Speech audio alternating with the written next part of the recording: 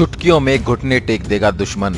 इन 10 commando forces से कांपते हैं चीन और पाकिस्तान। आज हम आपको बताने जा रहे हैं भारत की 10 सबसे घातक, शानदार और इंटेलिजेंट कमांडो फोर्सेज के बारे में। इन बलों के आगे दुश्मन चुटकियों में घुटने टेक देते हैं। ये सभी बल भारत की आन बान और शान है। एनएसजी देश के सबसे अहम कमांडो फोर्सेज में से एक हैं, जो गृह मंत्रालय के अंदर काम करते हैं। एनएसजी में चुने जाने वाले जवान तीनों सेनाओं, पुलिस और पैरामिलिट्री के सबसे अच्छे जवान होते हैं। आतंकवादियों की ओर से आंतरिक सुरक्षा के मोर्चे पर लड़ने के लिए इन्हें विशेष तौर पर इस्तेमाल किया जाता है। 26/11 मुंबई हमले के दौरान एनएसजी की भूमिका को सभी ने सराहा था। इसके साथ ही वीआईपी सुरक्षा, बम निरोधक और एंटी हाईजैकिंग के लिए इन्हें खास तौर पर इस्तेमाल किया जाता है। इनमें आर्मी के लड़ाके शामिल किए जाते हैं, हालांकि दूसरे फोर्सेज से भी लोग शामिल किए जाते हैं। इनकी फुर्ती और तेजी की वजह से इन्हें ब्लैक कैट भी कहा जाता है।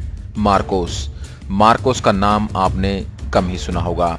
इंडियन नेवी के स्पेशल कमांडो, जिन्हें आम नज़रों से बचा कर रखा गया है। मार्कोस को जल, थल और हवा में लड़ने के लिए विशेष ट्रेनिंग दी जाती है। समुद्री मिशन को अंजाम देने के लिए इन्हें महारत है। 20 साल उम्र वाले प्रति 10,000 युवा सैनिकों में एक सिलेक्शन मार्कोस फोर्स के लिए होता है। इसके बाद इन्हें अमेरिकी और ब्रिटिश सील्स के साथ 2.5 साल की कड़ी ट्रेनिंग करनी होती है। मार्कोस हाथ पैर बंधे होने पर भी तैरने में माहिर होते हैं। ये कमांडो हमेशा सार्वजनिक होने से बचते हैं। नौसेना के सीनियर अफसरों की माने तो परिवार वालों को भी उनके कमांडो होने का पता नहीं होता है। एलीट पैरा कमांडो हवा में मार करने के लिए ट्रेंड होते हैं। इन जवानों को 30 से 35,000 की फीट की ऊंचाई से छलांग लगाने की महारत हासिल होती है। इंडियन आर्मी के एलीट पैरा कमांडोज ने इंडो म्यांमार बॉर्डर पर सर्जिकल मिशन को अंजाम दिया। इस यूनिट में स्पेशल ट्रेंड कमांडोज होते हैं। यह कमांडोज पैराशूट रेजिमेंट का हिस्सा हैं। इनमें स्पेशल फोर्सेज की 7 बटालियन शामिल हैं। इस कमांडो यूनिट का निर्माण भारत और पाकिस्तान के बीच 1965 में हुई जंग के दौरान हुआ था। इंडियन आर्मी के ट्रेंड कमांडो दुश्मनों को छलने के लिए विशेष ड्रेस का इस्तेमाल करते हैं। इन ड्रेसों का हल्का रंग रेगिस्तान में और गाढ़ा रंग हरियाली के बीच उन्हें छिपने में मदद करता है। कमांडो एक खास झिल्लीदार सूट भी पहनते हैं, जिन्हें किसी वातावरण में छिपने के लिए इस्तेमाल किया जा सकता है। स्पेशल फोर्स पर्पल बैरेट पहनते हैं और इनकी इजरायली टे और असाल्ट राइफल इन्हें पैरामिलिट्री फोर्स से अलग बनाती है। एसपीजी को प्रधानमंत्री की सुरक्षा के लिए खास तौर पर तैयार किया गया है।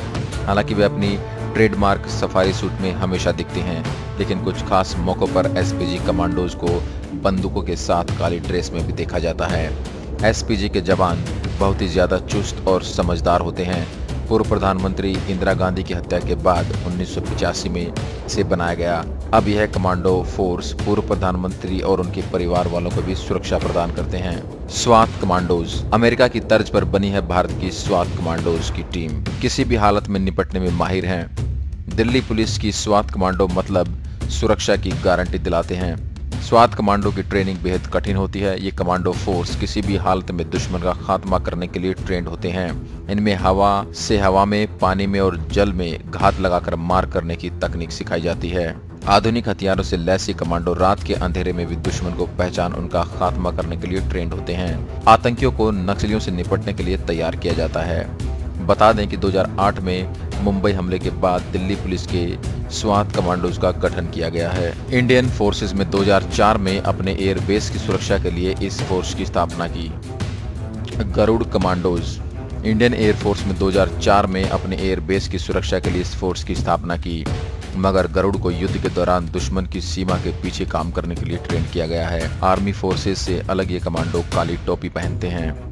गरुड़ जवान पानी, हवा और रात में मार करने की अनोखी क्षमता रखते हैं और उन्हें मुख्य तौर पर माओवादियों के खिलाफ मुहिम में शामिल किया जाता रहा है। कोबरा यानी कि commando battalion for resolute action. Cobra के जवानों को गोरिल्ला ट्रेनिंग द्वारा तैयार किया जाता है।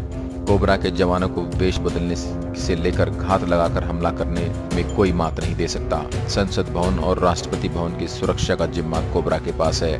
कोबरा का गठन 2008 में किया गया था। फोर्स वन कमांडो अपनी तेज प्रतिक्रिया के लिए पूरे विश्व में प्रसिद्ध है, जिसे महाराष्ट्र सरकार ने 2010 में मुंबई आतंकवादी हमले के बाद बनाया। इनका मुख्य काम मुंबई मेट्रोपॉलिटन की सुरक्षा करना है। यह स्पेशल फोर्स दुनिया की सबसे तेज और चपल स्पेशल फोर्स में से एक है।